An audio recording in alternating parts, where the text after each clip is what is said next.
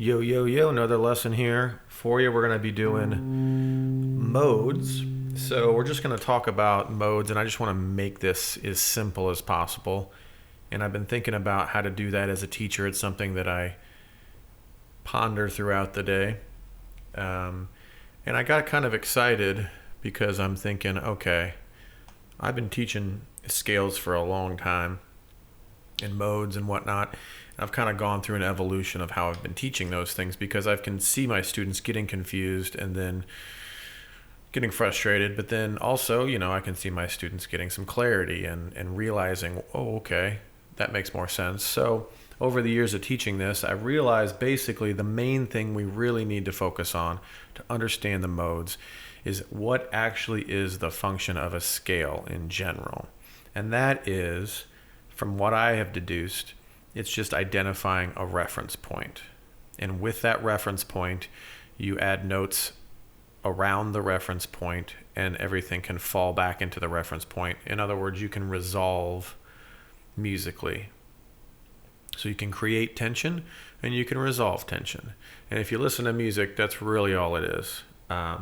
So let's take a look at the C major scale. Okay, so we got C is the reference point. This is where everything resolves.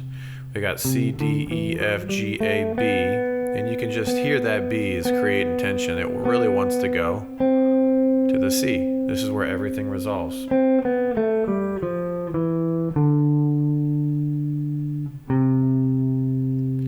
Now, you don't have to be a musician to know that that's what you're kind of craving and your ear is craving to hear, that resolution.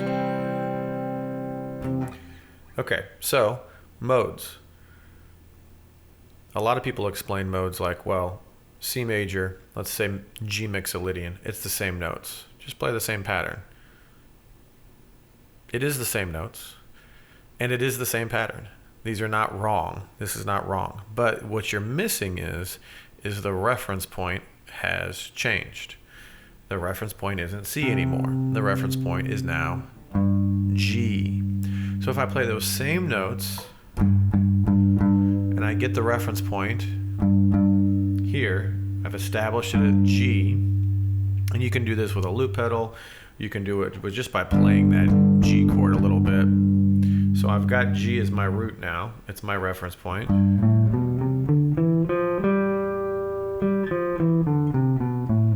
And I played the same notes. G, A, B, C, D, E, F, G. Now I have G Mixolydian. And the scale is different because if we just do a little bit of analysis here, with the major scale, we'll go back to C real quick. 1, 2, a whole step, 3, a whole step, 4, there's your half step, 3 and 4.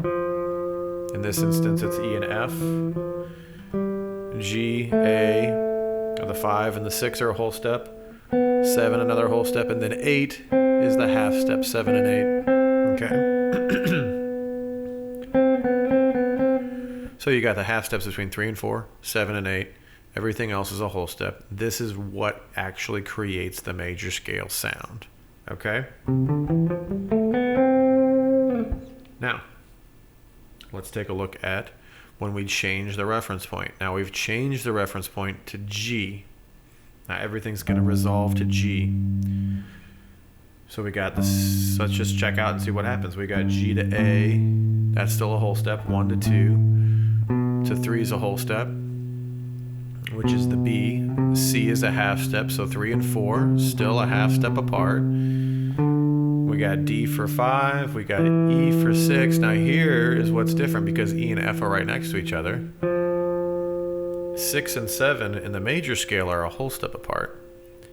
In Mixolydian, they're only a half step apart. So we call that the flat 7. We lowered the 7 a half step. And you've probably heard this a lot if you've been talking to anyone about Mixolydian or trying to learn Mixolydian. So then, to the next note, back to G, that's a whole step up to 8. So really, the only difference is that flat 7. Okay? So if I play in G Mixolydian,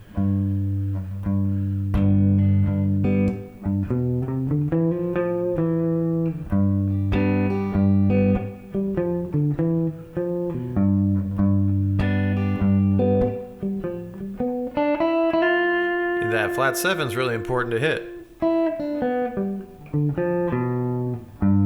And it has to do with its relationship to the reference point.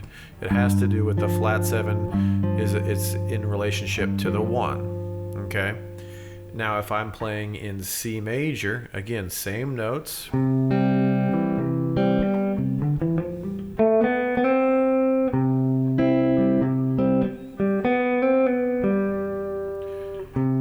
There's a major 7, obviously. So if I hit that major 7,